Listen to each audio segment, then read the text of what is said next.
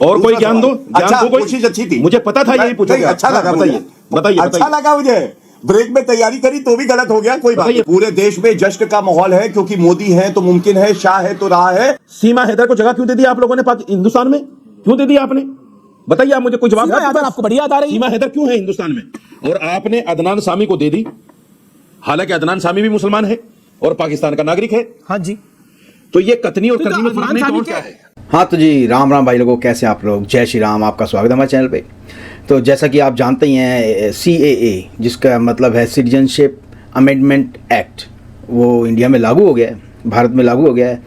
और उससे काफ़ी हमारे हिंदू भाइयों को काफ़ी सहायता मिलेगी जो कि इंडिया में सिटीजनशिप लेना चाहते हैं, जो कहीं पे भी प्रताड़ित हैं उनको हिंदुस्तान में जगह मिलेगी। उनका होमलैंड है हिंदुस्तान, हर हिंदू का होमलैंड है, वो चाहे कहीं भी हो पूरी दुनिया में। तो जी उस पर एक बहस चल रही थी जिसमें हमारे प्यारे मौलाना साजिद रशीदी जाहिल आजम, उनके विचार सुनिए। उनके विचार में अदनान सामी क्यों है और उनके विचार में ये सीमा हैदर क्यों है। आइए पहले उनके विचार सुनते हैं और फिर बात करते हैं। मुख्यमंत्री कह रही है कि किसी हाल में लागू नहीं होने दूंगी, ओवैसी कह रहे हैं कि सड़क पे उतर के आए। देखिए, संवैधानिक दृष्टि से मैं बता सकता हूं, ममता बनर्जी हो, पिनरई विजयन हो, संविधान की शपथ ली है ना, उनकी संवैधानिक जिम्मेदारी है कि अगर कोई कानून संसद से पारित हुआ है तो उसको लागू करें। जहां तक ओवैसी की बात है, ओवैसी तो है ही भड़काऊ नेता, चाहे वो सड़क पर आए, चाहे वो चूहे की तरह बिल में घुस जाए, कोई फर्क नहीं पड़ता अमीर जी। इसलिए ये सब एक साथ आके केवल भड़काऊ बयान देंगे। ये तो असाउद्दीन ओवैसी कह रहे हैं कि बीजेपी लोगों को सड़क पे आने के लिए मजबूर कर रही है।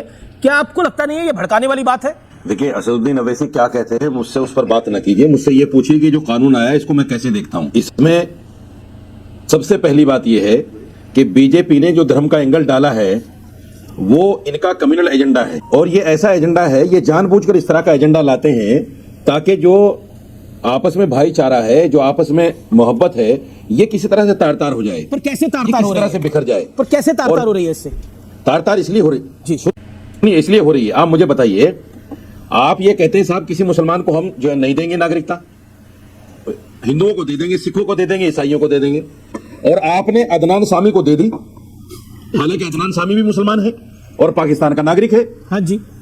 तो ये कतनी और करनी में फर्क नहीं तो और क्या है? अदनान सामी को नागरिकता मिली, उस पे तो आपको खुशी होगी ना, उसमें नाराजगी तो नहीं है। कतनी और करनी जी, रशीदी साहब बोल रहे हैं, ये कतनी और करनी में फर्क है कि नहीं है? मैं ये कह रहा हूं कि या तो आप ये कहिए कि जो भी मजलूम होगा, कहीं से भी सताया हुआ आएगा, ये हमारी सभ्यता है, हमारा कल्चर है। हम जो है मेहमान को अतिथि देवो भवन कहते हैं, हम मेहमान का सम्मान करना जानते हैं, उसका सम्मान करें। ठीक है रशीदी साहब, अब आपने रशीदी साहब, मेरा बड़ा सीधा सवाल है। आपने बोला कि अदनान सामी को नागरिकता मिली, अदनान सामी आपने खुद बोला मुसलमान थे, उनको नागरिकता मिली, और ऐसे ही कोई और मुसलमान होगा उसको नागरिकता जिसको मिलने लायक होगी वो मिल जाएगी।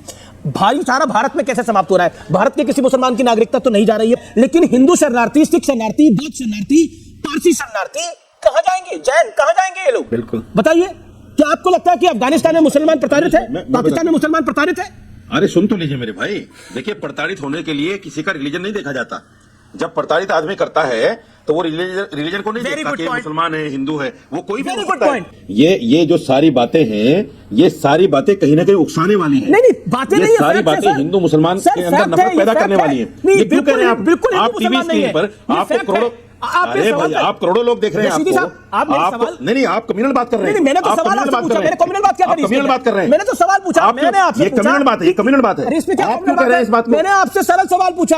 अरे भाई, आप क्यों कह रहे हैं? ये कम्युनल सवाल है। हुआ तो पाकिस्तान में कितने % हिंदू थे? इसमें कम्युनल बात क्या है? कितने % हिंदू थे? भाई साहब, ये सवाल ही कम्युनल है। कैसे कम्युनल है? ये सवाल ही कम्युनल है। उनकी एथनिक क्लींजिंग हो गई, वो कम्युनल नहीं है। सवाल पूछना मेरा कम्युनल है। मैंने सवाल भी कम्युनल होते हैं। अभी तक तो सुना था कि विचार कम्युनल होते हैं, अब सुनने में आ रहा है सवाल भी कम्युनल होते हैं। मैंने एक बहुत अच्छी बात कही थी और आपने उसको अप्रिशिएट किया। मैं आप फिर कहता हूं, इसमें कम्युनल एंगल लाते क्यों है? आपके मुसलमान प्रताड़ित होगा या हिंदू प्रताड़ित होगा, प्रताड़ित कौन है वहां पर? उसको जगह दीजिए। पाकिस्तान में प्रताड़ित कौन हुआ? सिख और हिंदू है ना प्रताड़ित। सीमा हैदर को जगह क्यों दे दी आप लोगों ने हिंदुस्तान में? क्यों दे दी आपने? बताइए, आप मुझे कुछ जवाब। सीमा हैदर आपको बढ़िया याद आ रही है? सीमा हैदर क्यों है हिंदुस्तान में? सुनिए, अमित शाह जी को चाहिए कि सीमा हैदर को सबसे पहले वापस करें, सीमा हैदर को वापस करें। लेकिन पहले मेरी ये गुजारिश है, जरा राशिदी जी को और मुझे स्क्रीन पे अगल बगल काट दीजिए।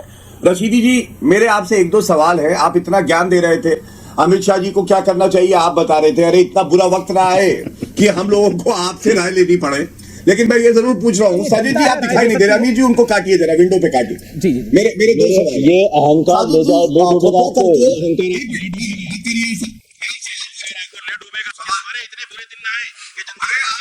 पाकिस्तान के साथ खड़े होते हैं, गाली देते हैं, अहंकार है, आपके ट्वीट दिखा सकता हूं, मेरा अहंकार है। आज चर्चा हो नहीं, इनके साथ नहीं खड़े। मेरा एक सवाल है, आप ले पाएंगे पाकिस्तान के साथ आपकी छींच की छाती में इतनी हिम्मत होगी कि मेरा सवाल का उत्तर दे पाए? नहीं दे पाएंगे। देखा अमीर जी, बताइए सवाल पूछते हैं लेकिन उत्तर नहीं। आप देंगे मेरे सवाल का उत्तर? अब साजिद रशीदी यहाँ पे हैं, मेरे उनसे दो सवाल हैं, साजिद जी उत्तर भी देंगे। साजिद जी पहली बात ये बताइए, आपने सीए पर इतना ज्ञान दिया, मैं पूछना चाहता हूं सीए, एनआरसी और एनपीआर इसका फुल फॉर्म बताइए। मुझे पता था यही पूछोगे आप। लिखो कापी पेन लेके। हाँ लिख रहा हूं। कापी और पेन उठाओ और लिखो तीनों का। हाँ मैं लिख रहा हूं। CAA का मतलब है देखिए मत, गूगल मत करिए, बताइए। सिटीजन, हाँ सिटीजन अमेंडमेंट एक्ट। एनआरसी का मतलब है नेशनल रजिस्टर पॉपुलेशन, गलत। National registration. सुनिए नेशनल रजिस्टर से भूल गए बेचारे। सिटीजन है। क्या फिर से बोलिए? सुन लो। और फिर से बोलिए। एनपीआर का मतलब है नेशनल पॉपुलेशन रजिस्टर। तीनों का बता दिया मैंने, लिख लिया आपने सही। और कोई ज्ञान दूं? गलत हो गया लेकिन कोई बात नहीं। और कोई ज्ञान दूं?